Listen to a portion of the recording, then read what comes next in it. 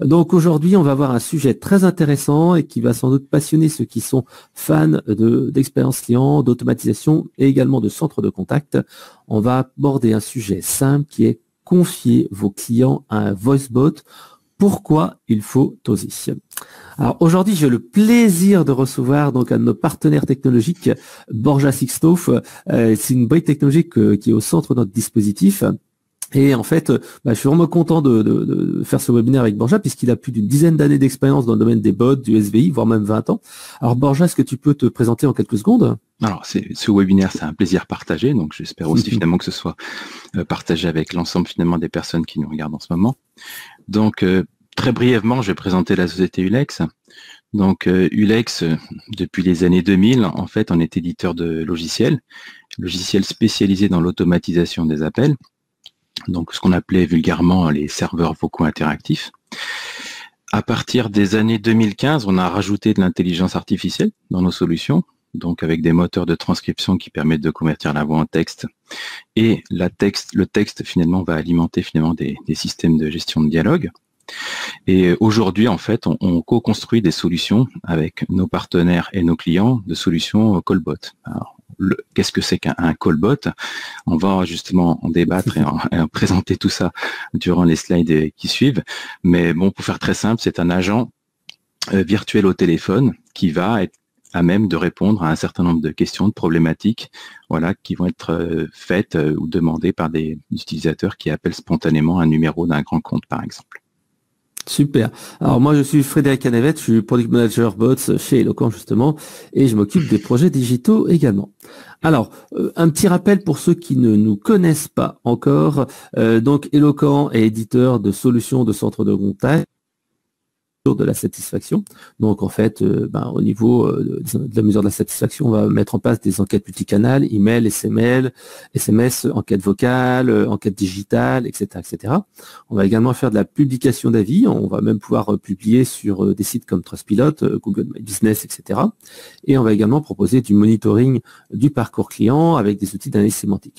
On est donc aussi éditeur de solutions de centre de contact et donc on va pouvoir gérer les interactions de manière multicanal, que ce soit du téléphone, du mail, du chat, etc., etc. On va faire également des services vocaux, donc tous les SVI un petit peu classiques, on en parlera tout à l'heure, mais également on va passer au début de ce qu'on appelle l'intelligence artificielle dans le centre de contact, avec tout ce qui est chatbot et callbot, qui permettent en fait d'aller automatiser une partie des interactions avec les usagers, en particulier les interactions à faible valeur ajoutée ou automatisable afin que les conseillers se concentrent en fait sur le relationnel et sur les demandes complexes. Et justement dans cette partie chatbot et en particulier callbot, on fait appel à quelques briques externes et pour le callbot voicebot, on va faire appel à Ulex pour une partie orchestration qui va nous permettre d'intégrer notre brique à nous, d'intégrer d'autres solutions, d'autres briques d'analyse sémantique, etc., etc. Voilà. Donc ça c'est le métier d'Eloquent, deux grands piliers et à l'intérieur donc on utilise une brique technologique d'Ulex qui nous permet d'offrir une qualité de service exceptionnelle. Alors au sommaire de cette petite heure que nous allons passer ensemble, 45 minutes de webinaire plus ensuite une quinzaine de minutes d'échange. On va revenir sur un fondamental qui est pourquoi digitaliser le canal téléphonique, pourquoi c'est vraiment important de s'y mettre. Ensuite, tout simplement, on parlera de retour d'expérience et de bonnes pratiques. Les bonnes pratiques et les retours d'expérience, c'est tout simplement, qu'est-ce qu'on a retenu de toutes ces semaines, années à développer des bots et qu'est-ce qu'on va retenir. Alors, première chose, on va parler ensemble d'un point important, c'est la digitalisation du canal téléphonique. Alors justement, pour parler un petit peu de ce sujet-là, on dira tout simplement que le téléphone est loin d'être mort. Et ça, en fait, je pense que vous êtes tous conscients, même si on voit qu'il a perdu quelques points au fil des années, ça reste quand même un des canaux les plus importants dans la relation client, puisque lorsqu'on a un problème au téléphone, un problème important avec son fournisseur, on va généralement décrocher son téléphone pour être sûr d'avoir quelqu'un au téléphone et d'avoir une réponse. Autre sujet également, le téléphone est également essentiel parce que il y a une certaine partie de la population, seniors, les gens qui sont atteints d'électronisme, hein, le nouveau mal du siècle, des gens qui n'aiment pas l'informatique, qui n'ont pas d'ordinateur, qui ne se sentent pas à l'aise. Pour eux, en fait, c'est vraiment important d'avoir le téléphone et justement, lorsqu'ils appellent, généralement, on n'a pas le droit à l'erreur parce que c'est un client qui a un problème, il a un souci, il est pas forcément très content. Et donc, en fait, s'il appelle au téléphone, c'est pour avoir une réponse. Et s'il n'a pas sa réponse, en fait, de pouvoir être sûr qu'elle est prise en charge et qu'on va pouvoir la traiter dans les meilleurs délais. Donc, le téléphone n'est pas un canal comme les autres. C'est un canal, en fait, où on doit vraiment être au rendez-vous et on ne peut pas se permettre de louper ce rendez-vous.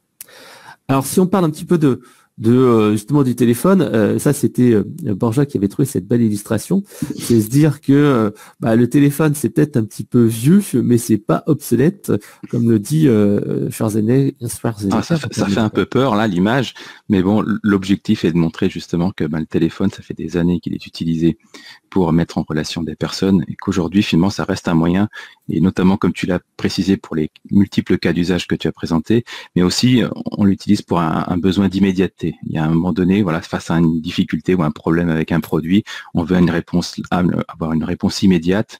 Donc les autres canaux peuvent avoir des latences. Avec le téléphone, on s'attend à avoir une réponse orale immédiate. Tout à fait.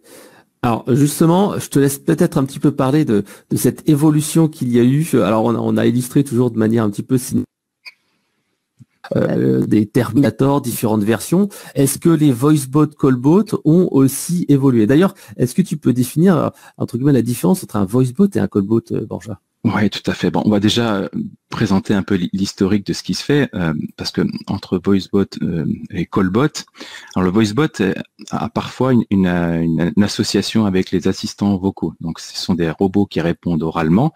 Donc, il y a une interaction vocale, mais le dispositif est généralement un dispositif électronique qu'on pose sur une table. Aujourd'hui, c'est un peu le concept, notamment qu'on utilise comme ça en France. Et le terme Callbot n'est pas un terme qui est utilisé internationalement, mais qui est utilisé beaucoup en France aujourd'hui, qui permet finalement de décrire des assistants vocaux, mais qui sont accessibles exclusivement au téléphone. Alors pendant des années, le terme Callbot était plutôt des machines qui généraient des appels massifs, et on verra finalement que c'est une des capacités aussi du Callbot avec la désignation des agents virtuels au téléphone. Donc voilà, la petite différence, c'est que le VoiceBot englobe, à mon avis, un environnement beaucoup plus élargi et le Callbot le réduit à la téléphonie. Donc ces solutions qui répondent naturellement et au téléphone avec un système automatisé ont passé par différents stades d'évolution. Donc on a commencé avec les serveurs vocaux traditionnels. Alors tout le monde a interagi avec des touches, on entend une voix souvent qui est préenregistrée. Donc c'était les premières générations de systèmes automatisés au téléphone. Donc ça peut être un peu agaçant parce que les menus des fois sont à rallonge, le choix n'est pas toujours pertinent par rapport à notre use case, mais c'était vraiment un moyen qui a permis déjà de pouvoir apporter des réponses sans l'intégration d'un humain dans le traitement. C'est le fameux T800 dont on a parlé il y a 2 secondes. Voilà, tout à fait.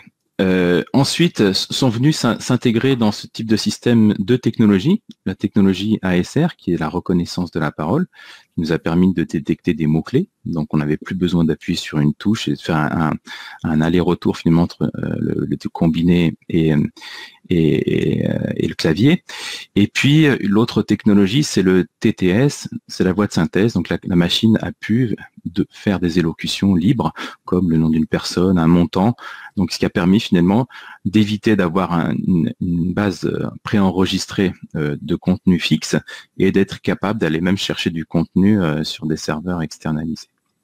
Et puis, aujourd'hui, on arrive à une phase d'évolution de ce type de composants qui intègrent de l'intelligence artificielle et qui vont plus du tout se limiter à des mots-clés, mais qui vont vraiment être capables de comprendre l'intégralité de ce que dit un utilisateur. Donc avec les limites que peut avoir globalement une machine qui utilise de l'intelligence artificielle, on le voit un petit peu sur le graphique, on voit qu'à partir des années 2015, en fait, il y a eu vraiment un bond technologique sur ces composants-là et qui permettent aujourd'hui finalement aux machines, y compris via le téléphone, d'avoir une certaine acuité, une compréhension des demandes que peuvent faire les utilisateurs.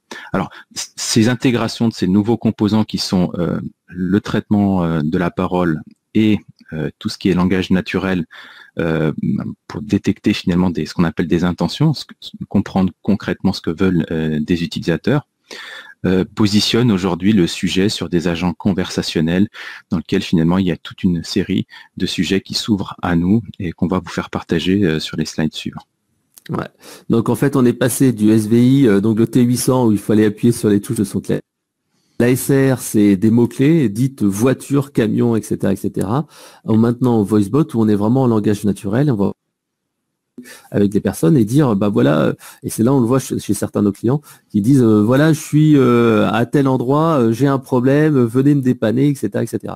Et donc on est vraiment capable de comprendre une phrase complète et c'est vraiment un changement de paradigme puisque dans le SVI c'était l'utilisateur qui devait obéir et appuyer sur les bonnes touches, autrement il n'avait pas son service, et là c'est l'inverse, c'est en fait le robot qui doit s'adapter à la parole humaine. Voilà.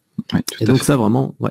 Donc c'est vraiment être capable de traiter donc des appels beaucoup plus de manière beaucoup plus évoluée parce qu'on est capable de détecter des mots, des phrases, les enregistrer et bien sûr les router également. Donc deux fonctionnalités, le callbot, voicebot, de traitement. Donc on traite un problème, par exemple un solde bancaire, une attestation, etc., etc. Et la deuxième chose, c'est le routage, c'est se dire bah voilà, je vais router plus efficacement les appels et ça permet de gagner quasiment, allez, on va dire 10, 20, 30% d'appels bien routés au lieu qu'ils soient détournés vers d'autres services parce que soit les gens sont perdus, soit ils appuient sur la mauvaise touche, etc., etc. Donc ça, c'était la première chose.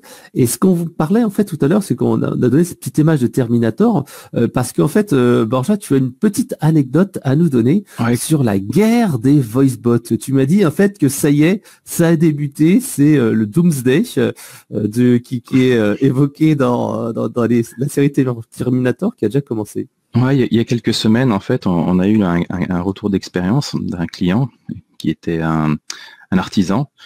Donc, il présente son numéro pour faire des dépannages en urgence. Et en fait, il était victime d'appels, on appelle ça du spoofing, d'appels massifs qui l'empêchaient de travailler. Parce qu'en fait, il recevait des appels émanant de robots qui présentaient des numéros de portable qui étaient aléatoires et pour lesquels finalement il n'arrivait plus à distinguer finalement les appels réels des appels générés par ces robots-là. Donc il a commencé à essayer de mettre un menu avec des touches pour finalement décourager le robot finalement de passer ses appels, et le robot finalement de l'autre côté a évolué et a commencé à appuyer les touches et du coup à continuer à rentrer et à perturber son service. Donc il est venu vers nous pour proposer une solution finalement à base de callbot. Donc on a lancé un défi, c'est une sorte de chapta vocal où l'utilisateur, voilà, quand il appelle, on lui demande de prononcer un mot aléatoire qui est en contexte finalement du métier pour lequel il fait et qui a permis justement d'éliminer tous ces appels finalement intrusifs qui l'empêchaient de travailler.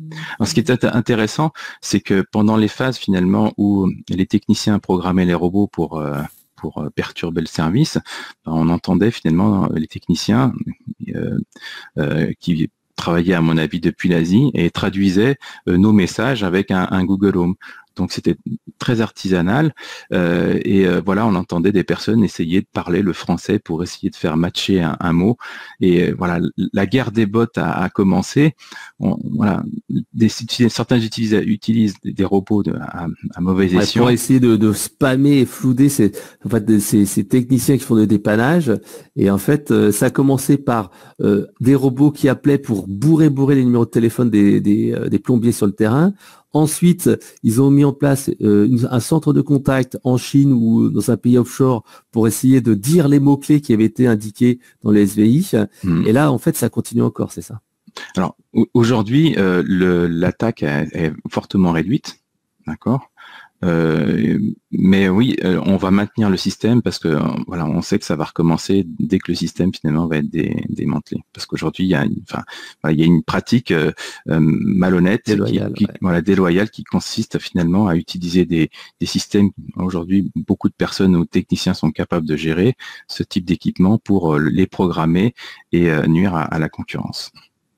Ouais. Donc voilà, donc c'est la guerre des bots. Il y a déjà en fait des guerres téléphoniques pour essayer de nuire à ses concurrents. Alors bien entendu, le but, nous, c'est pas de faire ça. Nous, notre but en fait, c'est au contraire d'aller faciliter la vie des utilisateurs et la vie des clients. Alors ce que je vais faire, c'est que je vais vous montrer une petite présentation d'un voice bot ou call bot, comme on a dit tout à l'heure. Hein. Beaucoup de gens disent call bot ou voice bot. Pour nous, c'est un petit peu la même chose. Donc en fait, je vais vous montrer un voice bot en fait de traitement.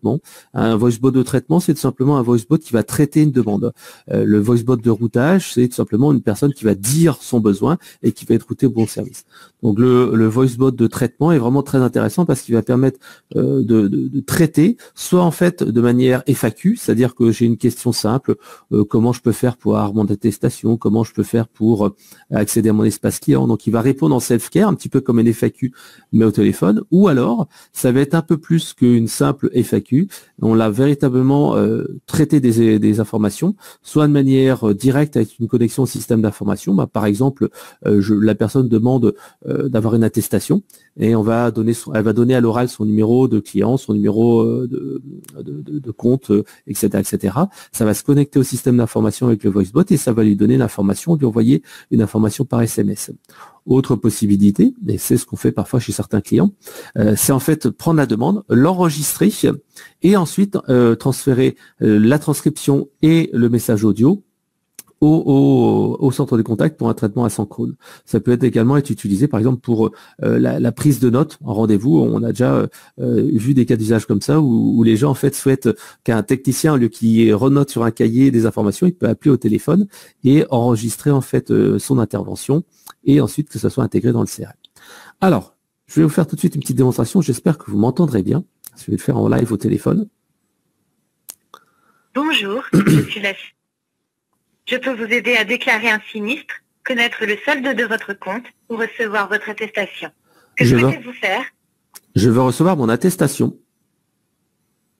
Avant de vous envoyer votre attestation, pourriez-vous me confirmer maintenant votre numéro de contrat? C'est un numéro à 7 chiffres. 1, 2, 3, 4, 5, 6, 7. Merci. Pourriez-vous maintenant m'indiquer votre prénom? Frédéric. Merci. Nous venons de vous envoyer une copie de votre dernière attestation par SMS. Que souhaitez-vous faire maintenant? Vous souhaitez déclarer un sinistre ou parler à un conseiller? Je veux déclarer un sinistre. Vous avez demandé à faire une déclaration de sinistre. Eloquent et ses conseillers sont là pour vous accompagner. Pourriez-vous préalablement me décrire le type de sinistre? Par exemple, un dégât des eaux, un incendie? C'est un dégât des eaux. Pouvez-vous me décrire ce qu'il s'est passé pour votre dégât des eaux, s'il vous plaît? En fait, c'est simple. La baignoire de mon voisin a débordé et donc ça coule chez moi. Merci. C'est noté. Enfin, pourriez-vous me... Sinistre? Hier. Votre déclaration pour un incident de dégâts des eaux a bien été enregistrée. Voulez-vous échanger avec un conseiller pour avoir plus d'informations? Non. Alors en fait, là, c'est un exemple vraiment très simple où là, je ne vous montre pas toutes les informations, mais en fait, on va pouvoir enregistrer la conversation, avoir la transcription et donc l'envoyer directement au centre de contact. Et précédemment, avec le système d'attestation, donc en fait, on reçoit un SMS direct avec un lien de téléchargement qui permet en fait de consulter l'attestation, le document directement depuis son téléphone. Et ça, c'est vraiment un gain de temps important. Alors, je ne sais pas si vous avez des questions sur justement cette partie présentation, démonstration. Dites-le nous, n'hésitez pas à utiliser le chat, soit on y répond tout de suite, soit en fait on va y répondre tout à l'heure à l'issue du webinaire. Voilà. Ce qui est intéressant dans cette démo, c'est justement l'usage de ce qu'on appelle nous l'omnicanalité, qui est pas simplement un système qui est accessible depuis différentes interfaces, mais c'est aussi de pouvoir recevoir l'information dans le format qui est le plus approprié. Donc des fois, on utilise des SMS et on insistera plus loin sur les slides pour finalement utiliser toujours ce qui est le plus utile et agréable à utiliser parce qu'on voit, on a certaines contre-indications. Ouais, tout à fait. elle est au téléphone. On a eu le cas chez un client où le client dit alors si vous avez besoin d'aide, appelez le service client, allez dans le menu sur notre site internet, allez dans le menu aide et ensuite cliquez sur numéro de téléphone. Et c'est clair qu'une personne qui appelle au téléphone, on va surtout pas lui dire ça, quoi. On va directement soit lui permettre d'être mis en relation avec le centre de contact, soit tout simplement on va lui envoyer par SMS une sélection de numéros. Il n'aura plus qu'à cliquer sur son smartphone pour l'obtenir, bien entendu. Alors là, c'était donc la petite présentation, démonstration. Alors, quelles sont les limites de ces outils? Alors, je pense que la limite, c'est l'imagination, mais aussi le paramétrage et l'optimisation. On parlera tout à l'heure, peut-être, Borja, des termes techniques, puisqu'en fait, c'est un des challenges, en fait. Et c'est vrai qu'on travaille avec pas mal de clients et parfois, il y a des termes techniques, des noms de produits, des noms de services et des choses comme ça. Et ça, justement, si on part sur une grammaire, entre guillemets, classique, un bot, il peut pas connaître votre nom de produit. Sauf que, justement, avec Borja, on arrive à apprendre des marques à des bots, en fait, avec des solutions, ce qu'on appelle de speech to text, c'est-à-dire de la transformation de la parole en texte. On va pouvoir ajouter dans la grammaire, en fait, des termes techniques, ce qui fait que des termes qui sont des termes métiers que vous employez tous les jours, des abréviations, des sigles, etc., peuvent être totalement reconnus et ajoutés. Mais ça, c'est un travail supplémentaire et c'est un travail d'analyse. Et ça, je pense que on en parlera peut-être dans la partie méthode. Tout à fait. Il faut mettre le robot dans le contexte. Dans le contexte, finalement, il peut y avoir un champ lexical particulier, mais aussi, finalement, dans la façon, finalement, des utilisateurs formulent leurs problèmes. Tout à fait. Alors donc, nous, ce qu'on pense en fait, et c'est un petit peu lié à la question, et on va y répondre juste après plus en détail, c'est que le problème n'est plus trop vraiment la technique, mais c'est vraiment travailler l'expérience client. Parce qu'on voit bien, sur le marché, il y a pas mal de solutions qui disent, voilà, on va automatiser vos appels, on va faire ceci, cela. Nous, notre philosophie, c'est vraiment de se dire que c'est bien automatisé, mais au téléphone, on n'a surtout pas le droit d'énerver les clients et de ne pas avoir une bonne expérience client. Donc en fait, le travail sur l'expérience client est vraiment au cœur de notre philosophie, au cœur de notre mission. On veut pas créer un bot qui va être déceptif, mais on veut vraiment créer un bot où, on le verra tout à l'heure, si les utilisateurs disent merci, au revoir, c'est qu'on a réussi à faire notre mission. Parce qu'en fait, c'est vraiment la grosse différence entre un callbot, voicebot et un SVI. C'est qu'un SVI, il n'est pas intelligent, mais en tout cas, il donne rarement des mauvaises réponses. Tandis qu'un callbot, voicebot mal programmé, mal paramétré, va pouvoir faire des mauvaises réponses et va véritablement énerver les clients. Et c'est pour ça, en fait, que la phase d'entraînement et d'apprentissage est essentielle.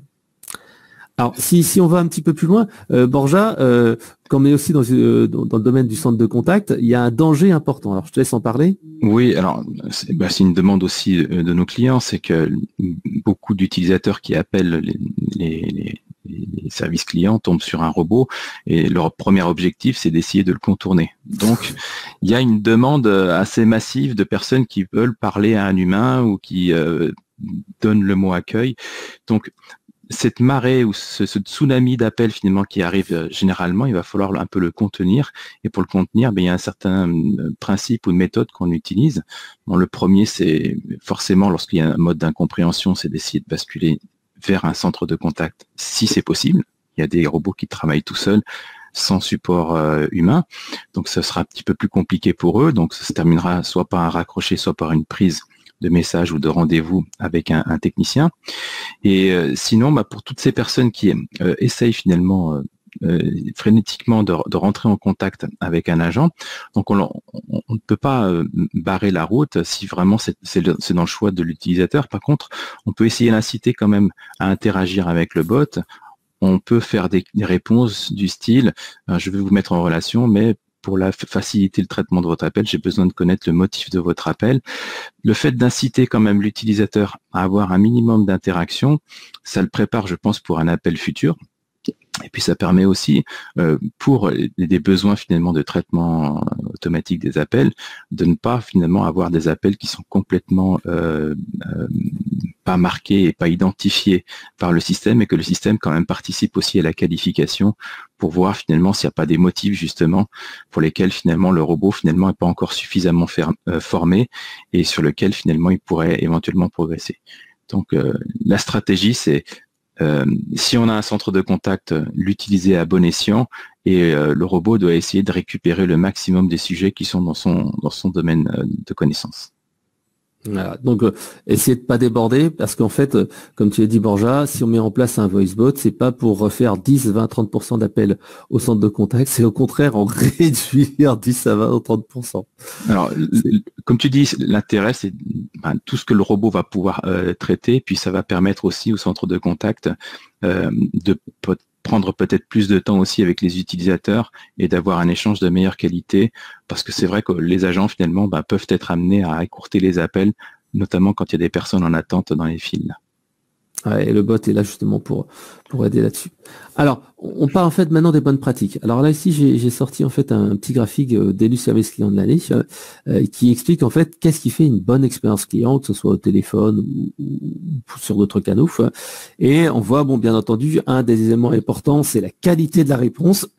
Et c'est ça en fait qui fera une bonne expérience client. C'est pas tout d'avoir un bot qui répond vite, mais il faut qu'il réponde bien.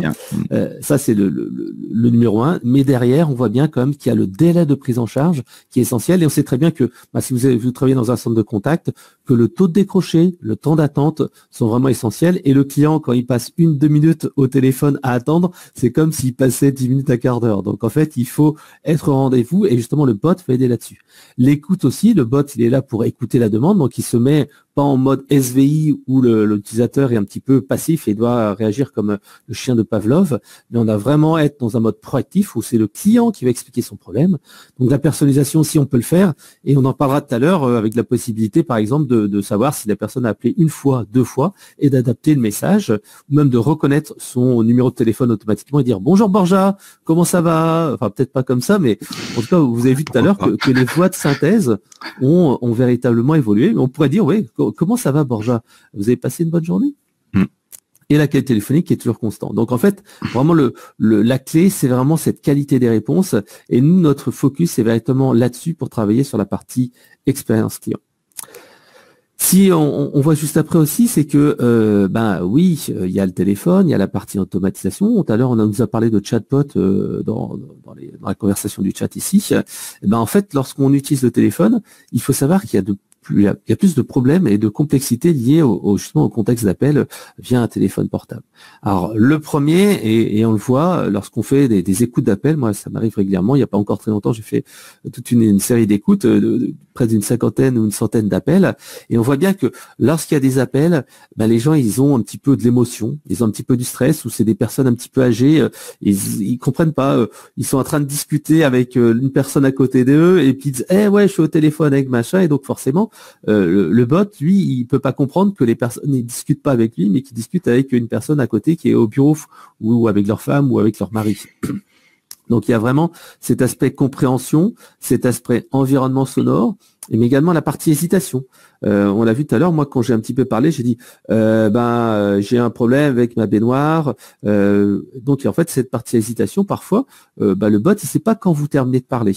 Et c'est vrai que si on ne règle pas de manière vraiment optimale cette petite sensibilité aux hésitations, et c'est vrai qu'on l'a vu des fois quand on faisait des expérimentations avec Borja, il faut vraiment doser vraiment bien correctement cette partie-là, parce qu'autrement, si on coupe trop tôt, la personne n'a pas le temps de finir. Si on coupe trop tard, la personne elle recommence à parler parce qu'elle se dit j'ai encore des choses à dire. Et autre chose, on l'a vu aussi précédemment, c'est que quand on est au téléphone, on n'a pas forcément de crayon, on n'a pas forcément de PC à côté, et donc en fait, il faut vraiment être très clair et très limité dans les informations qu'on va donner, puisque au téléphone, il va falloir comprendre, s'écouter, se concentrer, et c'est pas simple. Alors, et enfin, juste une précision aussi, tout à l'heure on a parlé de voicebot, de callbot, et c'est aussi dans l'environnement, comme tu le présentes dans ce slide-là. Au téléphone, on peut être dans un environnement relativement bruité, on peut être en voiture, on peut être à la sortie d'école avec les enfants, donc il y a une complexité additionnelle. Là aussi, le voicebot, on prend par exemple un Google Home ou un Alexa qui sont posés sur une table, ils ont je ne sais pas combien de micros pour récupérer finalement un son de qualité. Au téléphone, on va avoir une qualité téléphonique. On sent bien que la voix sur le téléphone est atténuée, on n'a pas un son stéréo et HD tout le temps au téléphone. Donc tout ça implique pour les machines qui sont derrière, qui doivent traiter des appels, des difficultés ou des contraintes additionnelles. Donc tout ça ne facilite pas le traitement de la voix, et c'est aussi des éléments qu'on doit prendre en considération dans des phases d'entraînement et dans des phases de tuning très fins sur les systèmes de téléphonie. Ouais, puis sans parler des accents, là on a vu le fameux 20 qui peut dire 20 ou 20, et il y a pas très longtemps, j'ai fait des tests d'enregistrement avec des personnes du sud, de la Côte d'Azur, et c'est vrai qu'il y avait un petit accent et ça rajoutait un petit peu de complexité. Oui, puis il y a des mots comme le mois d'août par exemple, il y a des subtilités, des choses qu'il faut mettre en place, parce que si la personne annonce une date pour un rendez-vous pour un mois d'août, mois d'août, il peut être doux, mais du mois d'août. Voilà. Alors justement, quelles sont les conséquences, Borja? Alors, les premières conséquences, c'est que au niveau du canal téléphonique, on va avoir des restrictions additionnelles. On a une mémoire auditive qui est relativement légère. Donc, la façon dont on va avoir de présenter des informations dans un système automatisé, c'est souvent finalement donner peu d'informations ou les donner au compte-gouttes. Donc, ça veut dire qu'on ne doit pas trop faire réfléchir l'utilisateur, et si on a besoin finalement d'avoir une réponse qui peut être conditionnée par un statut, un état d'un utilisateur, on va plutôt l'amener sur du dialogue et lui poser des questions fermées pour savoir dans quel cas l'utilisateur se trouve très précisément, parce que sinon, finalement, l'élocution d'un message trop long fera que l'utilisateur n'en comprendra pas plus de la moitié. Donc une structuration quand même du contenu qui doit être adapté pour le canal téléphonique. Sachant qu'en plus, au niveau du téléphone, on a probablement encore une moins bonne acuité que sur un Google Home ou Alexa, où la qualité de la voix va être améliorée. Et pour lesquels les utilisateurs qui utilisent justement ce type de combiné, le décor est planté, hein, l'assistant vocal il est posé sur une table, les choses sont très claires. Là, on a souvent nous à faire face à des utilisateurs qui ont préparé, un peu comme les callbots, un scénario, donc ils ont un problématique, puis ils savent globalement comment ils vont argumenter et comment ils vont présenter le sujet, et quand ils sont face au robot finalement qui les amène souvent vers un traitement finalement qui est structuré et qui n'est pas forcément dans du vrac préparé par l'humain, il y a une phase d'adaptation, de déstabilisation qu'il va falloir prendre en considération du côté de la personne qui appelle. Ouais. Donc en fait sur la forme, faut éviter de faire les gros pavés, faut découper en fait en différents scénarios, différentes questions, pas de réponse de plus de 30 secondes de manière privilégiée, et éviter les renvois sur les pages web et plutôt privilégier le SMS, l'escalade, etc., etc. Donc, alors justement, éviter les pages web, c'est vrai parce que souvent on s'en aperçoit, c'est que les personnes viennent déjà du site web où ils n'ont pas trouvé la réponse. Donc leur faire une réponse trop générique et en plus avec un renvoi en termes de déceptif, finalement, je sais pas si on peut faire mieux, parce que là on a l'impression que le bot finalement, il est tout sauf intelligent et du coup il répond pas du tout aux besoins du client. Alors, un dernier point avant qu'on passe à la suite, c'est aussi travailler la profondeur des réponses, puisque la profondeur, qu'est-ce que c'est? C'est-à-dire, certes, on va offrir une réponse, mais si la réponse n'est pas complète, si elle n'est pas adaptée, la personne elle dira, ok, c'est bien gentil, mais je suis pas sûr que c'est la bonne réponse, et donc il voudra parler à un conseiller, et à ce moment-là, le bot aura perdu son intérêt. Donc le bot, en fait, si on peut se dire quelque chose, c'est que c'est un savant équilibre entre les attentes des clients, les contraintes métiers, les limites technologiques. Si on va un peu dans le concret maintenant, on se dit en fait que ça doit être un système antifragile. C'est ce que tu aimes bien dire, Borja. Ouais, alors justement, on parle souvent, de notre côté, d'un système antifragile. Alors c'est quoi l'antifragilité? Donc il y a des systèmes qui sont fragiles, on le sait. Un verre, par exemple, si on le pose sur une table, on le bascule, il casse. Donc il a de manière intrinsèque une fragilité. On sait qu'il ne faut pas le manipuler trop violemment. On peut avoir des verres en plastique. Donc ces verres en plastique, ils vont avoir une certaine robustesse.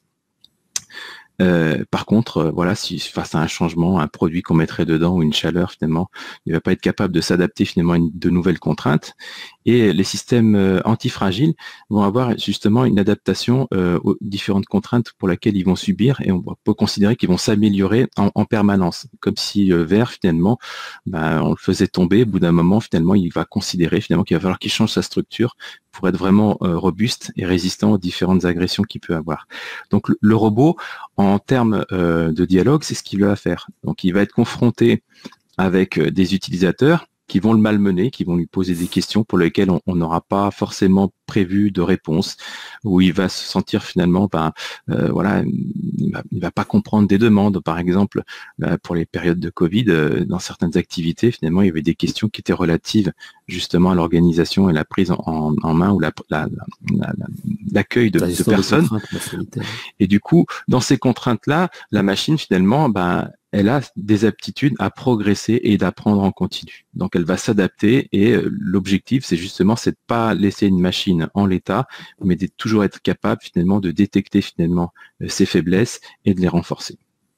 D'accord, donc souvent c'est une démarche test and learn, c'est-à-dire qu'on met en place et on fait évoluer, et donc en fait voilà, ça évolue régulièrement et on aide comme ça le bot, on l'entraîne régulièrement à être meilleur. Ouais, nous sur des sites qui tournent depuis des années, on voit finalement que même les utilisateurs changent. Au tout début, finalement, le langage naturel était difficile, on a été obligé finalement parfois de revenir sur des choses qu'on trouvait nous sympas parce que finalement les clients n'y étaient pas prêts. Aujourd'hui, on voit finalement que les utilisateurs vont utiliser plus facilement la voix. Je pense que ce qu'on a pu voir dès récemment avec les caméras sur les meetings, où les personnes finalement ont pris l'habitude, voilà, avec le télétravail, d'utiliser ces outils. Pour la voix, c'est pareil. Je pense que Siri, Alexa, Google Home ont beaucoup participé justement à l'adoption et à ce que fait les utilisateurs finalement, dialoguent ou parlent plus naturellement au callbot. Alors, je te propose que nos bonnes pratiques, on les alterne l'un après l'autre. Alors, je vais prendre la première et je te laisserai après alterner. Donc, la première chose, c'est soigner vraiment la phase d'introduction. Ça, c'est vraiment essentiel et on le voit souvent. Il faut éviter les « en quoi puis-je vous aider ?» que ce soit pour du chatbot ou du callbot, parce que souvent, on va arriver sur quelque chose de très large. Il vaut mieux, en fait, dire « en quoi puis-je vous aider ?» mais dire « je peux vous aider, par exemple, pour une attestation d'assurance, ceci, cela. » Un petit peu comme vous l'avez vu tout à l'heure. Je dis pas à la personne qu'est-ce que vous voulez en disant allez, j'espère que ça va se passer. J'essaye d'orienter vers les cas les plus courants et comme ça, en fait, dès le départ, on a une bonne expérience client. Alors, la deuxième, Borja. Alors, le deuxième, c'est de faire des enregistrements, forcément, parce que finalement, nous, on se projette en tant qu'utilisateur parfois, mais la formulation et la façon dont les utilisateurs vont le dire peut parfois nous surprendre. Donc, dans les phases de mise en pré-production, on essaie de récupérer pas mal de choses, mais c'est une donnée qu'on va de toute façon récupérer tout au long du service, parce que on va se retrouver souvent avec des cas d'usage ou des expressions qu'on n'a pas l'habitude et qu'on trouve dommage de ne pas traiter. Donc, écouter, tester beaucoup le service et même lors de sa mise en production et après pour faire des améliorations continues. Et puis tester par les opérationnels, ça on insiste toujours, parce qu'en fait, avant de lancer le bot, il faut vraiment faire les ateliers avec les gens qui testent, qui malmènent le bot, qu'ils se secouent un peu pour qu'il donne le meilleur de lui-même. L'autre point, les gens métiers aussi, parce qu'en fait, on l'a vu tout à l'heure, il y a différents aspects finalement dans le bot. Il y a des gens du métier qui ont l'habitude de répondre parfois même au téléphone en tant qu'agent aux clients. Eux, ils ont un vrai savoir-faire sur la qualité ou sur la formulation de la réponse. Les personnes qui développent le bot ont parfois une vision très technique. Donc l'intérêt, c'est d'assembler les deux et de faire participer justement ces équipes à co-construire un bot ensemble. Alors ensuite, la loi de Pareto, moi je dis toujours, et c'est vrai qu'on a eu le cas encore il n'y a pas très longtemps, avec un client qui nous a dit, ouais, j'ai 200 réponses, je vais optimiser les 200 réponses. Et moi j'ai dit, oula, commencez déjà par la loi de Pareto. La loi de Pareto, c'est commencer par les 20% ou 80% des appels et essayer de les optimiser le mieux possible. Les autres, après, c'est bien si ça répond très bien, mais commencez par le plus simple. 80% des appels optimisés avec un super parcours client, avec des questions-réponses, etc., avant d'essayer de faire tout bien pour tous les cas de figure. Alors ça aussi, c'est un point, c'est que souvent, quand on pose la question au client, quelles sont les questions les plus récurrentes, certains nous regardent avec des gros yeux en disant, je suis pas tout à fait sûr, je vais me retourner finalement par rapport finalement au responsable du plateau, qui a guidé, mais finalement tout ça n'est pas mesuré de manière très fine. Donc le callbot, il va aussi avoir cet intérêt, c'est qu'il va générer de la donnée. On parlait tout à l'heure de la digitalisation du canal téléphonique. Donc c'est pas simplement utiliser des composants de technologie avec de l'intelligence artificielle, c'est aussi générer des données qui vont permettre de beaucoup mieux comprendre ce qui se passe dans ce canal. Comme tu as dit tout à l'heure, ce qu'on fait, c'est qu'on enregistre au minimum 1000 appels, mais souvent c'est 5000 appels, et on passe un moteur pour savoir quelles sont les thématiques, etc., etc. Tout à fait. De toute façon, même si on n'enregistre pas les utilisateurs, la voix des utilisateurs systématiquement, de toute façon, chaque appel traité, qualifié, sur lequel finalement il y a eu un incident, des insultes, tout ça va de toute façon générer finalement une base de reporting qui vont permettre finalement de qualifier tous ces appels-là et d'avoir vraiment une vision très globale de ce qui s'est passé. Alors ensuite, l'optimisation de la grammaire, on en avait parlé tout à l'heure. Ouais, bon, c'est très important. La première chose finalement que la machine va faire, c'est d'écouter l'utilisateur. Et si déjà dans cette phase-là, on ne comprend pas la moitié des mots, la suite sera pas très bonne. Donc, il est essentiel d'avoir un moteur de transcription qui soit vraiment adapté au contexte, c'est-à-dire à l'environnement de la téléphonie, mais aussi finalement au jargon ou aux mots qui vont être utilisés par les utilisateurs. On a tendance souvent finalement à générer des premiers modèles finalement faisant le tour finalement des personnes qui traitent les services. Or, les personnes qui appellent vont utiliser parfois des mots du langage courant pour définir des choses qui sont très techniques parfois. Ok. Alors ensuite, un SMS au mieux qu'un long discours, ça, ou qu'une longue URL, donc ça c'est assez classique. Et suite au lancement, je vais le faire, écouter les appels, écouter les mots noirs, les conversations longues, c'est ce qu'on a dit précédemment, c'est ce qui permet d'améliorer. Borja, je te laisserai faire après la suite sur la première là. Ouais, bon, c'est ce qu'on avait dit tout à l'heure sur l'incompréhension. Donc, si possible, finalement, d'avoir des humains en backup pour pouvoir récupérer tous ces appels où la machine apparemment est sortie de son contexte ou n'est pas performante avec certains utilisateurs. Donc, on se doit quand même de répondre et pas finalement arrêter l'appel sur un résultat décevant. Donc là, le conseiller, ça reprend un peu le concept du cobot, du bot collaborateur. Donc, il est là pour soulager le centre de contact quand il le peut. Sinon, finalement, il passe à ses collaborateurs humains. Bon, il faut savoir que la collaboration se fait dans les deux sens. Le robot est aussi, managé, contrôlé par des humains. Et dans ce contexte-là, le robot a besoin d'un collaborateur humain pour s'améliorer. Voilà. D'accord. Alors ensuite, un autre point aussi qui fait que le discours sera pas trop robotisé, c'est de mettre des variantes.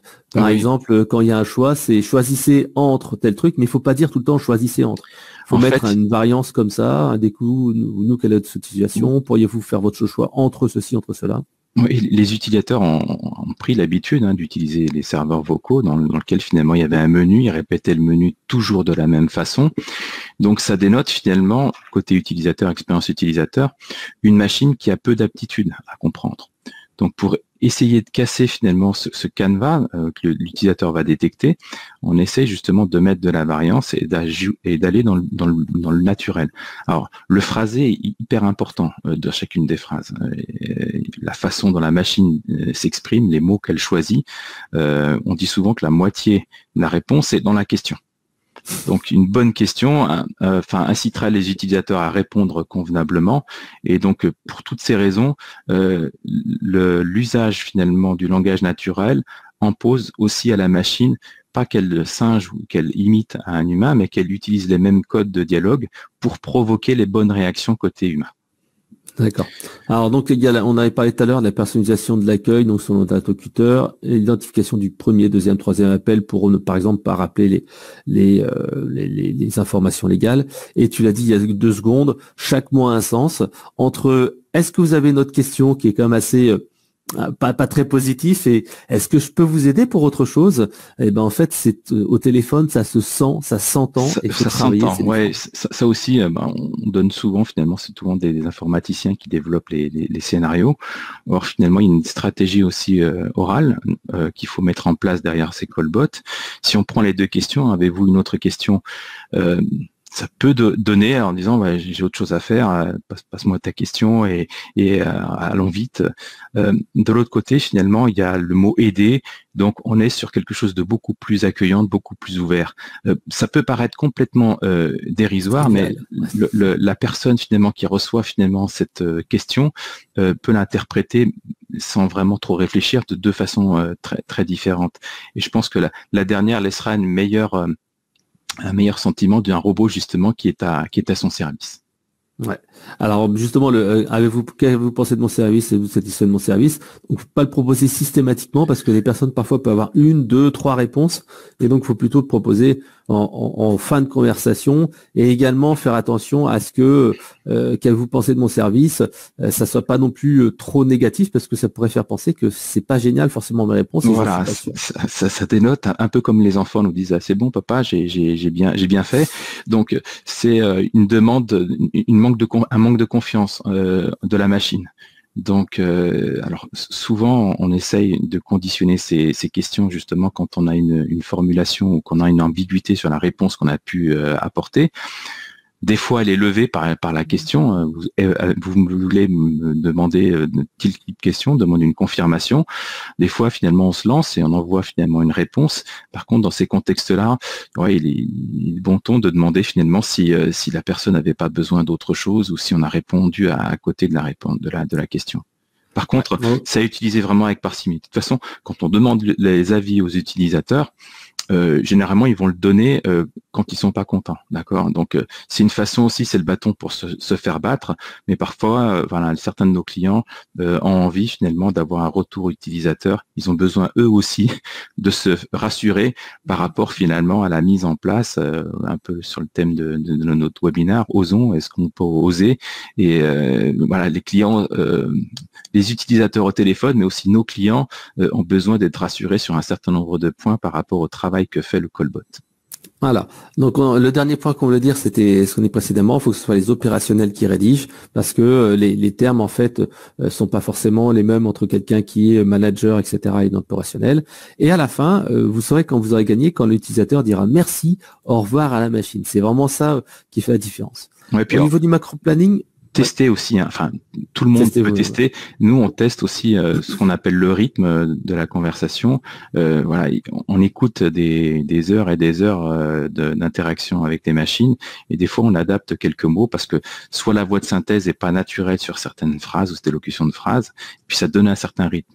Là, il y a vraiment des spécialistes. On parlait tout à l'heure des gens du métier qui ont le contenu.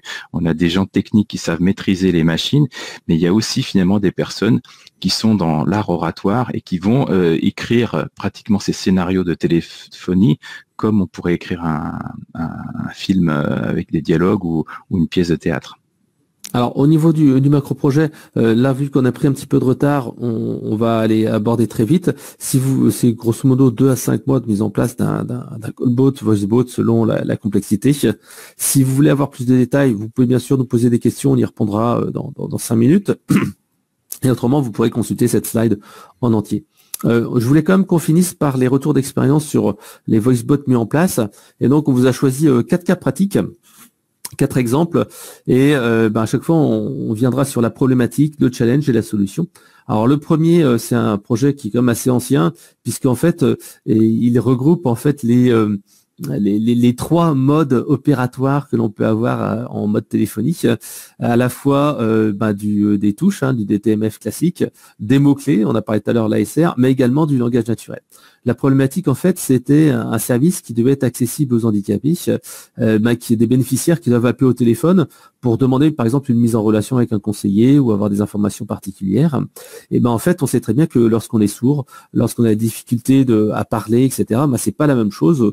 Et donc, en fait, comme c'était un service qui s'adressait vraiment à toutes sortes de personnes qui avaient différents handicaps, en fait, selon ce qui se passait, c'est-à-dire que si on lui posait une question, elle pouvait choisir soit d'utiliser les touches, soit en fait d'utiliser des mots parce que c'est plus facile pour elle, ou alors au contraire d'utiliser le langage naturel. Donc en fait, le but c'est de mixer dans le même service tous les éléments et pouvoir passer comme ça du langage parlé au SVI, et ça donne en fait un service 3D avec des interactions qui sont adaptées aux clients. Et voilà, avec quel service souhaitez-vous être mis en relation? Si vous ne savez pas, dites aide, sinon appuyez sur la touche 1, 2, 3, 4. Voilà, donc en fait, ça permet vraiment comme ça d'avoir un service à 360 degrés qui s'adapte quel que soit le handicap. Donc une solution vraiment très simple pour les clients. Le deuxième cas de figure, Borja, je te laisse en parler, comme ça on va alterner. Oui, alors c'est pour une messagerie. Donc les clients appellent souvent depuis l'étranger pour avoir finalement des nouvelles de leur colis. Alors la plupart des sociétés ont des interfaces ou des applications, mais il y a encore beaucoup de personnes finalement qui appellent, souvent parce que finalement il y a du retard ou parce que finalement il y a une opération à faire concernant la livraison.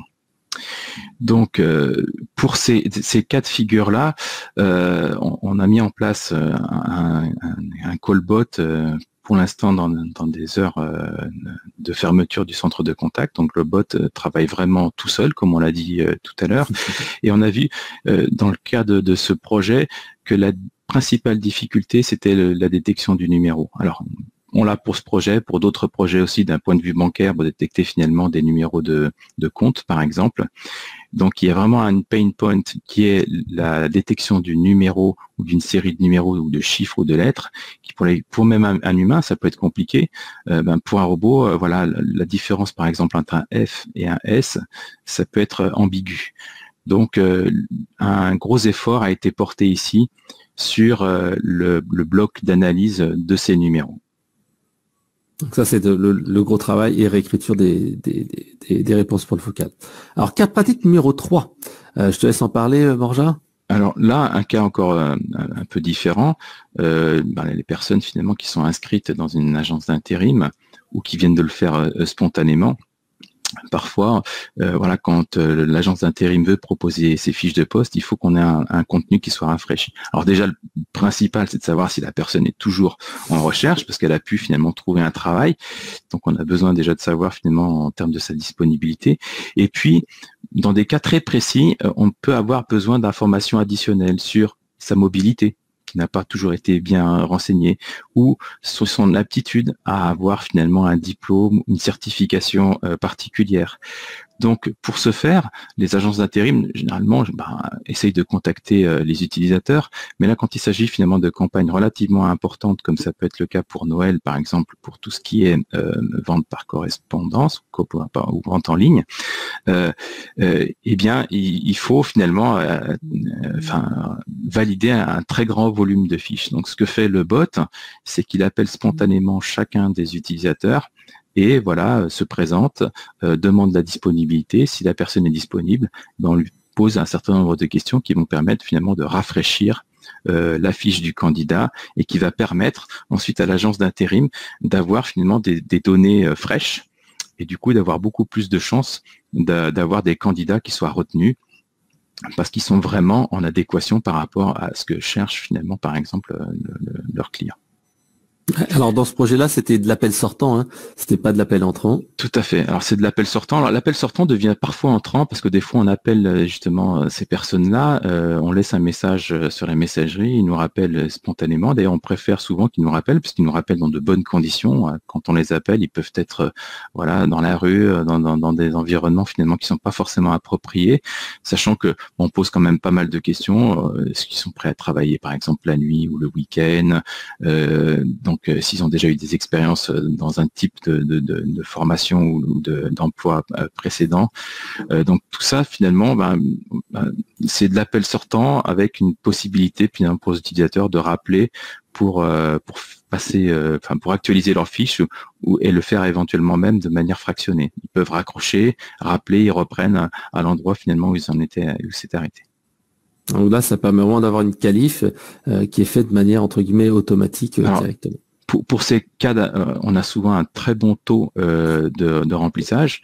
Il faut savoir finalement que ce sont des personnes qui sont en attente et en recherche active d'un poste.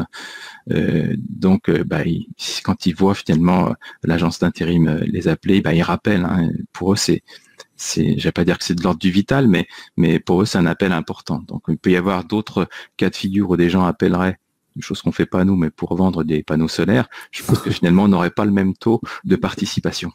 Ah, c'est clair. Le dernier cas pratique, c'est un projet qu'on a en cours actuellement avec un acteur majeur dans le domaine de l'énergie. Eux, en fait, leur problème, c'est qu'en fait, ils ont un SVI qui est assez restrictif, hein, qui raccroche beaucoup après des phases de qualification. Est-ce que vous êtes dans ce cas-là tapé 1, dans ce cas-là tapé 2? Ils ont aussi des problèmes de routage d'appel. En fait, les gens sont un petit peu perdus, ou alors ils veulent absolument avoir une personne parce que ça ne répond pas à leurs demandes dans le SVI. Et enfin, le dernier point, c'est que ils traitent pas les appels 24 heures sur 24. Et donc, en fait, ils disaient, nous, on veut travailler 24/24 et réduire les demandes simples. Et donc, le challenge, en fait, c'est simple, un petit peu comme dans le projet de ce transporteur. On doit utiliser en fait une solution de NLP, donc un chatbot qui est déjà existant, et on doit en fait adapter les réponses du chatbot pour faire un voicebot avec. On doit aussi garder le SVI existant. On doit avoir des termes liés à l'énergie, des termes de contrat, des termes de produits. Il y a des demandes à la fois urgentes qui doivent être conservées par le SVI et des demandes moins importantes qui doivent être en fait traitées justement par le bot. Il y a des volumes d'appels aussi. On parle de centaines d'appels en simultané lors d'intempéries. Et en plus, il y a des informations de contexte qui doivent être envoyées aux agents de centre de contact pour savoir en fait quelle était la conversation qui a été déroulée avec le bot. Donc il y avait vraiment pas mal de challenges avec ce projet qui est en cours. Et c'est vrai que la solution, c'est simplement un bot qui est intégré au SVI et au CRC avec et toute une partie de demandes simples qui ont été traitées en mode FAQ et les autres en fait qui seront gérées en fait soit en conversation, soit en fait en connexion avec le système d'information. Voilà, donc ça c'est. Ouais, vas-y, chante. Oui, ce qui est intéressant avec ce projet, c'est que c'est un peu une demande aussi récurrente qu'on voit très souvent, c'est que les clients ont déjà une première expérience sur un chatbot texte et qui veulent transposer sur la partie téléphonique. Alors, d'un premier point, on peut considérer qu'il suffit simplement de connecter l'appel téléphonique et de reformuler les demandes qui sont généralement écrites ou accessibles au travers de boutons.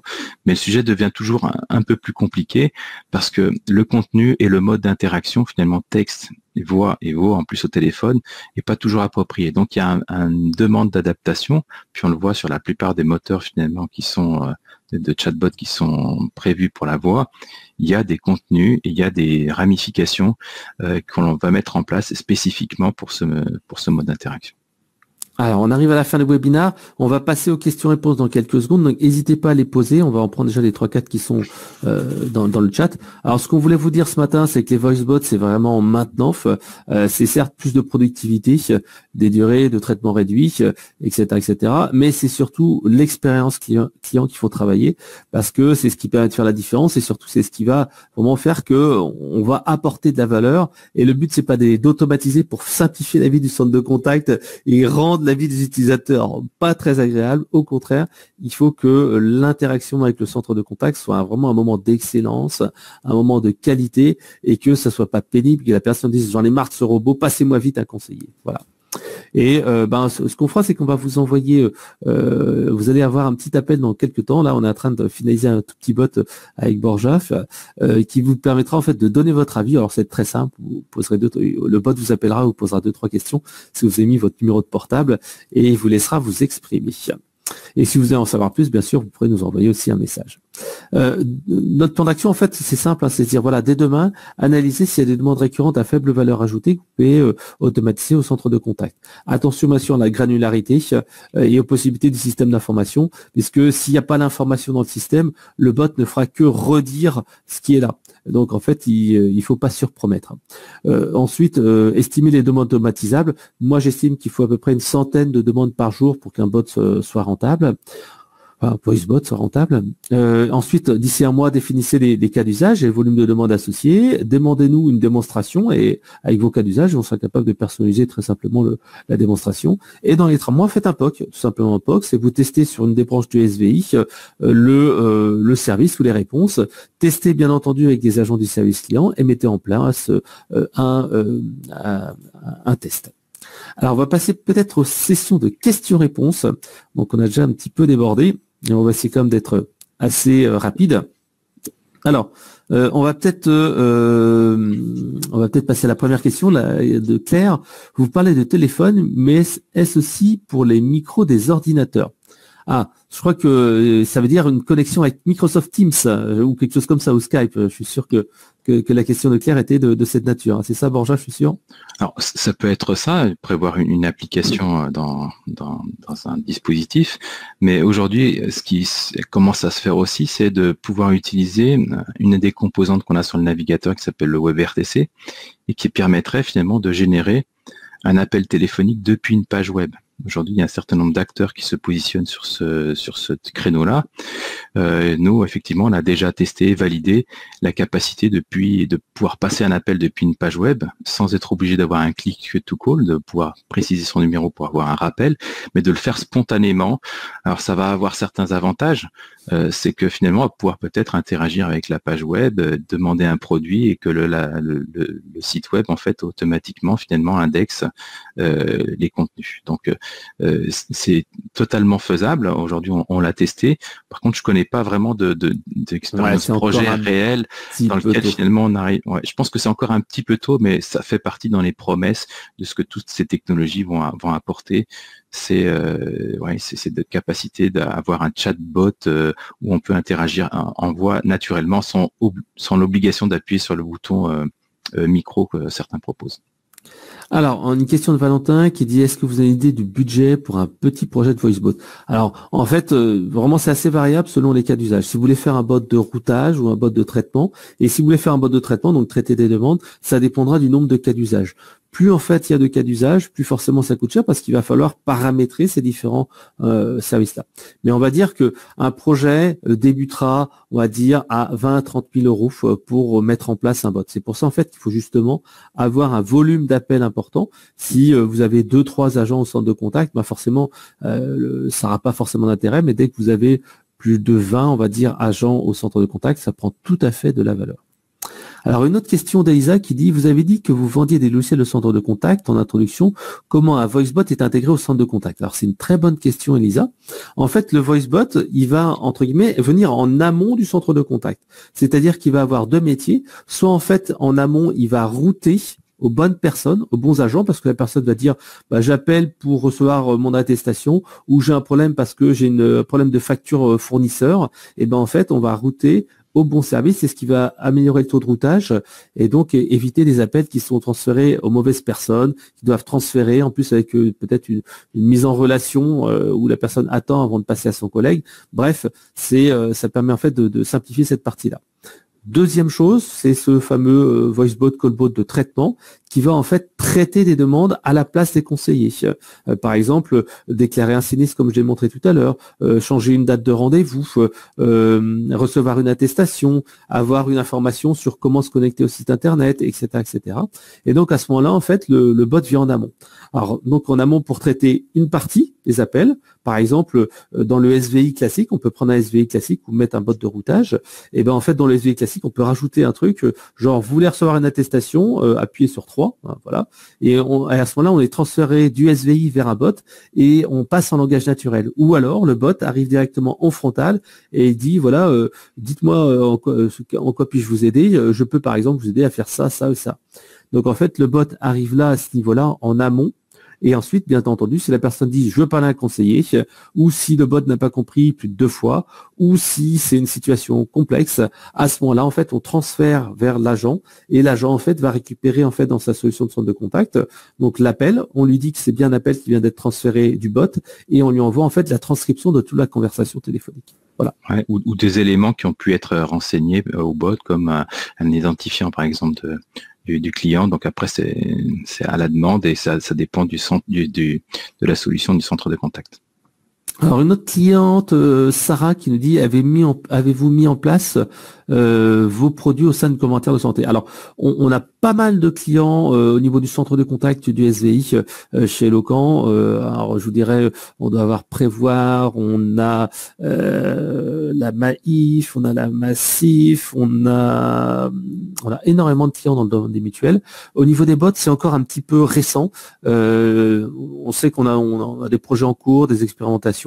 Et c'est vrai que c'est un domaine qui est extrêmement friand justement des voice bots, puisqu'en fait ça permet de gagner énormément de temps dans tout ce qui est déclaration d'incidents, etc. C'est la petite maquette que je vous ai montrée tout à l'heure. Alors nous, de manière historique, pour les CHU par exemple, on propose déjà des systèmes qui permettent d'aiguiller les patients, soit pour la mise en relation vis-à-vis des personnes qui sont hospitalisées en chambre, donc un routage d'appel sur un nom de patient par exemple. Il y a aussi des routages par rapport au nom des services, prendre des rendez-vous par exemple. Aujourd'hui, il y a, je le vois au travers de différents parterres, il y a un vrai engouement de rajouter finalement un meilleur accueil des patients. Et ça se traduit justement par ce type d'appel, essentiellement du routage pour ce qui est du domaine médical. Et puis, il y a aussi des cas de figure qui commencent à apparaître comme le suivi patient. Donc, la capacité qu'aurait une machine, finalement, dans le cas finalement de séjour court à l'hôpital, de pouvoir rappeler justement pour finalement passer un questionnaire, un peu comme on l'a vu tout à l'heure avec les agences d'intérim, mais dans un milieu médical, de prendre des nouvelles, de voir finalement si tout se passe bien. Et voilà, au moindre doute, la machine passera finalement à un docteur ou à une infirmière pour finalement surqualifier finalement les problèmes. Mais ouais, le suivi post-opération et puis aussi finalement dans le cas d'opération de prendre des nouvelles X mois ou X années après l'opération pour vérifier finalement que tout s'est bien passé et qu'il n'y a pas besoin d'une nouvelle intervention par exemple. Alors, quels sont les prérequis techniques à l'acquisition et installation d'un VoiceBot? En fait, il n'y en a pas véritablement, puisqu'en fait, le VoiceBot, soit en fait, il va être totalement indépendant de votre système actuel, soit en fait, comme on le fait nous, en fait, il est intégré dans votre installation, dans votre environnement.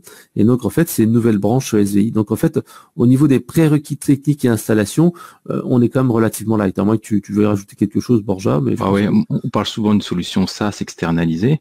Donc ça, finalement, c'est des choses qui se font, qui existent très facilement. Ça vous permet finalement de vous délester finalement d'un problème d'infogérance même du système.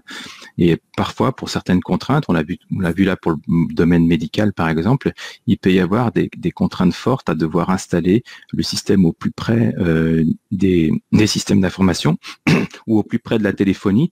Et dans ces contextes-là, nous, on sait faire de l'installation on-prem, comme on dit, chez l'utilisateur ou dans l'environnement du client pour pouvoir bénéficier finalement de son infrastructure.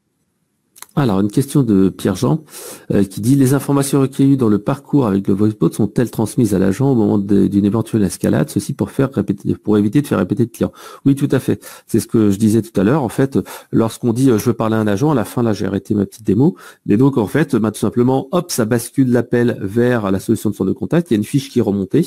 Et dans un onglet de la fiche, il y a marqué que ça vient d'une campagne de type bot. Et en fait, il y a la transcription totale de l'appel. Donc, la personne, elle sait exactement ce qui s'est passé. Alors, la limite, c'est la solution de centre de contact qui va la donner.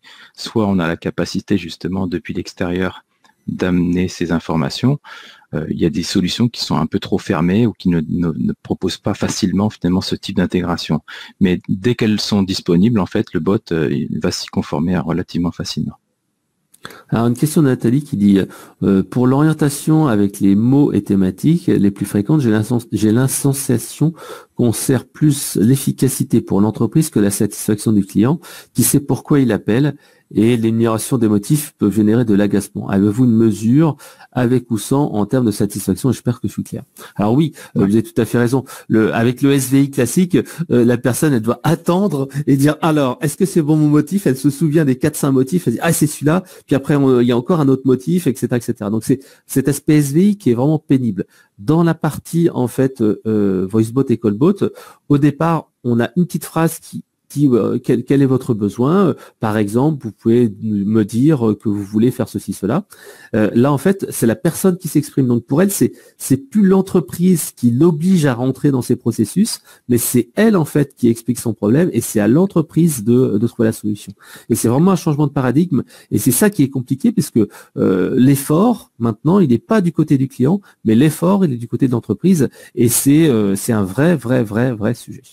Oui, alors souvent, on a même l'effet inverse, c'est-à-dire qu'on pose une question ouverte et que l'utilisateur nous dit technique ou commercial, où le robot est obligé de reformuler pour justement dire est-ce que concernant votre demande liée à, pouvez-vous nous donner plus d'informations parce qu'on a besoin vraiment que l'utilisateur finalement exprime son besoin, parce que dans la qualification qu'on peut avoir à ce nœud-là, à cette phase de dialogue, on peut avoir vraiment une ramification qui peut être pas simplement 4 choix comme tu le disais Fred, mais ça peut être des fois une vingtaine, une cinquantaine, une centaine de choix pour lesquels la machine peut déjà préqualifier un appel et apporter des réponses sur mesure ou transférer aux personnes les plus compétentes pour traiter ces sujets. Alors, Jean C qui dit quid de la satisfaction client versus les autres canaux. Alors justement, il y a une excellente étude de Élu Service Client de l'année qui présente la satisfaction de différents canaux. Alors je vous invite à aller sur le site Élu Service Client de l'année dans leur enquête annuelle. Et grosso modo, justement, nous on se bat pour faire en sorte que la satisfaction client du bot soit aussi bonne, voire meilleure en fait qu'avec des conseillers. Et pour ça, en fait, c'est un vrai travail d'optimisation. Alors ouais. Si on peut reprendre un peu l'historique, c'est qu'il y a à peu près dans les années 2015 aussi, il y avait une forte engouement pour les applications, les smart mobiles applications, donc on téléchargeait des applications. Aujourd'hui, les utilisateurs finalement se sont un peu lassés, donc l'appel téléphonique n'a pas vraiment baissé en termes d'intensité, mais il reprend finalement un intérêt parce que voilà, avec ce type d'équipement, l'objectif pour les personnes qui appellent, c'est d'avoir une réponse immédiate. Alors, à nous de travailler pour qu'elle soit de qualité maintenant. Alors, Valentin qui dit à partir de combien d'agents ou d'appels un voicebot est intéressant, c'est ce que j'indiquais tout à l'heure. On va dire à partir d'une vingtaine d'agents et puis on va dire une centaine d'appels qu'on peut automatiser par jour. Un voicebot est tout à fait rentable puisqu'en fait, il va remplacer un agent et va faire le travail d'un agent sur les tâches simples. Question de Sylvain R. Quel était le temps d'apprentissage conversationnel pour l'exemple démontré, demande d'attestation et déclaration de sinistre? En fait, grosso modo, il faut se dire qu'au départ, il faut une vingtaine minimum d'expressions. Par exemple, attestation de mutuelle, attestation d'assurance, etc., etc., une vingtaine. Ensuite, ce que nous, on conseille, c'est de faire comme un enregistrement des conversations. C'est-à-dire qu'en fait, on va mettre dans le SVI le bot, en fait, qui va dire quelle est votre demande, et la personne va dire je voudrais faire ça, et en fait on va récupérer comme ça du vocabulaire, mais ça c'est en amont de la création du bot. C'est-à-dire qu'en amont de la création du bot, on va juste enregistrer sa question et on va le rebasculer dans le SVI traditionnel, ce qui nous permet d'avoir un corpus, une grammaire, une liste de mots-clés ou d'expressions qu'on va pouvoir utiliser pour nourrir le bot avec 10, 20, 30, 40, 50 expressions d'une même manière. Donc à partir du moment où on a 20 expressions, plus après des tests du service client, généralement il en faut 2 fois 1 heure, plus après l'optimisation une fois la mise en production, on arrive à quelque chose qui est bien. Donc en fait, c'est pas des heures et des heures. Sincèrement, c'est on va dire c'est une question de 2 heures, 3 heures pour avoir une bonne question maximum entre le moment où on la crée, au moment où on la teste, le moment où on l'optimise et après on fait des corrections derrière. Et la maintenance de cette syntaxe dans le temps, en fait, tout simplement, c'est de manière régulière, on va identifier les questions qui ont été mal posées, où il y a une erreur, où la personne a dit non, c'est pas ça, où il y a des appels longs, des appels courts, etc., etc. Donc en fait, il y a vraiment un suivi comme ça dans le temps qui peut être fait soit par l'entreprise, soit en fait par nous en tant que prestataire. Une question qui dit aussi comment sont enrichis les lexiques syntaxe de callbot. En fait, c'est simple. Il y a une intention, qui est l'intention, je veux avoir une attestation. Il y a donc ici un certain nombre de mots-clés d'expressions qu'on va associer. Et ensuite, il y a la réponse. dans ces fameux mots-clés, et ben en fait, on va en mettre, comme je disais, une vingtaine, une trentaine, on peut en mettre plus. On peut mettre des expressions d'un seul mot, si c'est quelque chose qui est très simple, par exemple facture, si les gens veulent avoir une facture, ou des phases plutôt complexes, facture client, facture fournisseur, facture de mutuelle, facture de voiture, facture de je ne sais quoi. Donc on va rentrer ici là-dedans un certain nombre d'expressions. Ensuite, on peut aussi rajouter des expressions supplémentaires. Je voudrais trouver un produit, rechercher un produit, ça on voit souvent quand il y a des noms de produits qui sont compliqués, on va plutôt se concentrer sur je voudrais chercher ou je cherche, etc., etc. Donc en fait, on va travailler là-dessus cette liste et on va l'améliorer après au fur et à mesure des tests et des compréhensions. Oui, l'amélioration se fait aussi au niveau du système de transcription. Donc, il n'est pas impossible qu'une formulation qui soit pas vraiment finalement très usuelle ou qui ait été apprise par le robot. Donc, dans des phases d'optimisation, ça se fait pas tous les 4 matins, mais il y a des phases dans lesquelles finalement on collecte toute une série finalement d'erreurs de transcription et qui vont permettre finalement, si on a cette option-là, en fonction des projets, de pouvoir réinjecter et d'améliorer et que le robot finalement soit vraiment dans le contexte du client. Donc, c'est un travail continu. Ouais, et petite précision, les solutions d'analyse sémantique, quand je dis qu'on met un mot, qu'on met une phrase, sont capables aussi de comprendre un contexte. Ça veut dire que si vous dites à un moment donné dans l'entraînement, je voudrais recevoir ma facture, si la personne dit je veux ma facture, j'aimerais ma facture, en fait le bot il comprend ces phrases-là. Ça n'a pas besoin d'être un mot exact, il comprend en fait la signification globale. Alors, question de Mathieu, est-ce qu'un seul voicebot peut s'adapter au multilingue en détectant la langue de l'appelant et en s'adaptant? Ah bah ça, Borja, tu as une très bonne expérience là-dessus. Oui, alors, encore une fois, quand on crée un callbot, au moins chez Ulex, on laisse l'utilisateur, le client choisir les solutions qui vont être mis en place pour faire la transcription, les voix de synthèse. Donc, certains moteurs vont permettre de détecter naturellement la langue de l'utilisateur. Donc, la principale contrainte, ça va être de voir comment finalement on s'adresse à cette personne-là qui peut nous répondre dans une langue différente de la langue qu'on a choisie initialement. Alors, pour la partie callbot, on peut éventuellement se servir du numéro de téléphone. Donc, on sait finalement si c'est un numéro en France, si c'est un numéro étranger en Angleterre ou aux États-Unis. Donc, on peut essayer d'adapter la langue naturellement là-dessus. Mais un utilisateur peut très bien avoir un numéro de téléphone américain et vouloir parler en français. Donc, certains moteurs de reconnaissance intègrent naturellement une détection de la langue et du coup une transcription qui va se faire dans la langue adéquate. Alors, tous ne le font pas. C'est aussi parfois un coût. Il faut avoir plusieurs modèles de langage et pour traiter l'ensemble des langues. Mais c'est quelque chose qui est totalement faisable et réalisable. Sur Google Home, par exemple, on peut activer, je pense, jusqu'à 3 langues par défaut. Et du coup, c'est des choses finalement qu'on retrouve aussi dans différents moteurs côté callbot. Alors, on va essayer de prendre les dernières questions.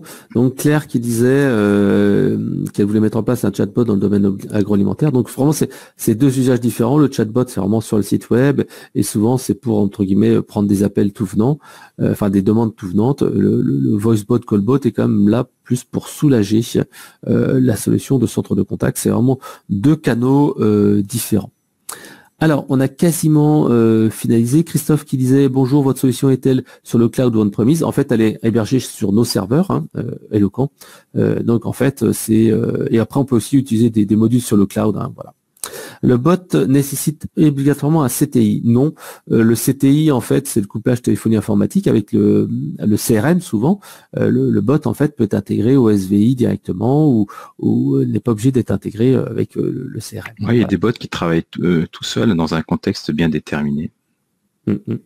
Pour administrer une solution de callbot, faut-il des compétences techniques particulières? Non, puisqu'en fait, c'est Eloquent qui gère toute la partie technique. Vous avez juste à appeler le bot et faire des tests et regarder le reporting derrière. Par contre, il y a une forte assistance, c'est-à-dire que le sujet n'est pas fermé chez Eloquent. On essaye finalement d'expliquer un peu comme on l'a fait un peu aujourd'hui, comment ça fonctionne et d'intégrer le client finalement sur les différentes problématiques que rencontre le bot face à des questions, face à des mesures qu'on va avoir sur le bot. On va venir finalement en disant voilà, il se passe ça, c'est tel endroit, on peut proposer tel type d'amélioration et on discute très ouvertement avec les clients généralement. Ouais. Alors Vincent qui dit, vous avez parlé de chatbot et de voicebot, y a-t-il d'autres bots chez Eloquent? Alors pour l'instant, on se limite à ce type de voicebot là. Après, on parle aussi un peu d'agents augmentés, de choses comme ça, mais ça c'est des sujets qui sont un petit peu différents des sujets bots. Alors, peux-tu utiliser notre passif d'enregistrement d'appel pour l'apprentissage du bot? Oui, puisqu'en fait, on peut prendre des enregistrements d'appels et ensuite les transcrire et voir en fait comment ça passe. Mais attention, c'est pas exactement la même chose parce que une conversation entre un agent et un client, bah, il y a un échange, etc. C'est pas exactement la même chose que de demander à la personne ce qu'elle veut. C'est pour ça que nous, ce qu'on préfère, c'est quand même mettre en fait cet enregistreur qui arrive au moment dans une boucle du SVI ou à la place du SVI, où on dit à la personne qu'est-ce que vous voulez, et après on la remet en fait dans la boucle du SVI de manière transparente. On a juste fait enregistrer son appel et comment elle le disait, et ça dure 1 heure, 2 heures, 3 heures, et c'est tout. Et on a quand même quelque chose qui est beaucoup plus précis que de l'enregistrement des conversations entre agents. De l'enregistrement, on peut sortir des trames qui vont nous permettre de savoir à peu près quel est le domaine finalement qu'il faut traiter au téléphone. Par contre, tous les utilisateurs qui sont face à un robot vont adapter la façon de s'exprimer, un peu comme on le fait naturellement face à un enfant. On ne parle pas de la même façon à un enfant qu'à un adulte, donc on ne parle pas aujourd'hui aussi naturellement à une machine qu'à une personne. Et du coup, la question qui va être générée par la machine et la réponse qu'elle va recevoir va être d'une toute autre nature que celle qu'aurait fait par exemple un utilisateur à un humain. Donc il faut moduler tout ça et voilà, si on prend finalement que des conversations réelles, on n'aura peut-être pas finalement ce qu'on a besoin pour faire l'adaptation et l'entraînement de la machine. Ok, alors on arrive à la fin de ce webinaire. On est encore quasiment une quarantaine en ligne. Merci pour votre attention. J'espère que ce webinaire vous aura intéressé. Donc n'hésitez pas, si vous souhaitez avoir quelques informations supplémentaires, envoyez-nous un email à marcom@eloquent.com.